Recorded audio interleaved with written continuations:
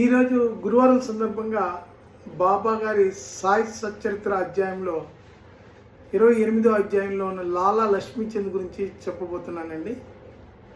ఈయన చిన్న rally brothers అనే కంపెనీలో గుమస్తాగా పనిచేస్తుంటాడు. 1910వ సంవత్సరంలో ఒకసారి క్రిస్మస్ ముందు రోజు రాత్రి ఈయనకి ఇది ఒక కళ వస్తుంది. ఆ కళలో ఓ పెద్ద ఆయన గడ్డంతో ఉన్న అతను చుట్టూ భక్తులతో ఉన్నట్లుగా వస్తుంది. కానీ అతను ఎవరూ పోల్చుకోలేకపోతాడు. మహారాష్ట్ర దేశంలో దాస్గన్ అన్న ఆయన బాబా గురించి విపరీతంగా ప్రచారం చేస్తుంటాడు.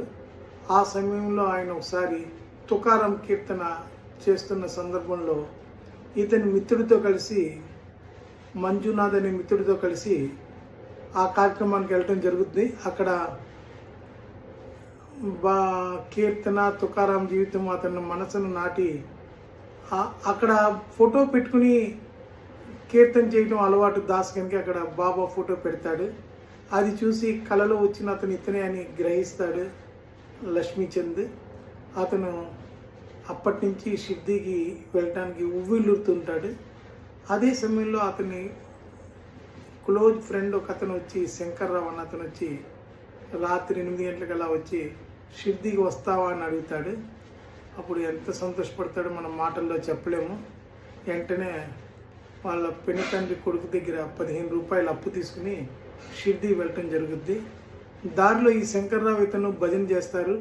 కోపర్గాం రాగానే బాబా గురించి మిగతా వాళ్ళని అడిగి తెలుసుకోవటం జరుగుద్ది. ఆయన గొప్ప యోగి పొంగోళ్ళని చెప్తారు.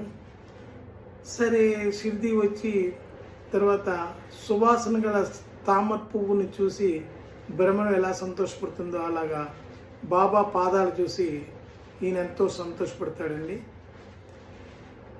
అప్పుడు బాబా అడుగుతాడు, మీరు 15 రూపాయలు అప్పు చేసి షిర్డీకి రావాల్సిన అవసరం ఏముంది?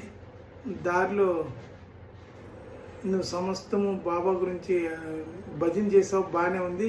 మళ్ళీ బాబా గురించి అడిగి తెలుసుకుంటావు, కానీ అలా కాకుండా నువ్వు సమస్తము నీ కళ్ళతో చూడాలని చెప్తాడు.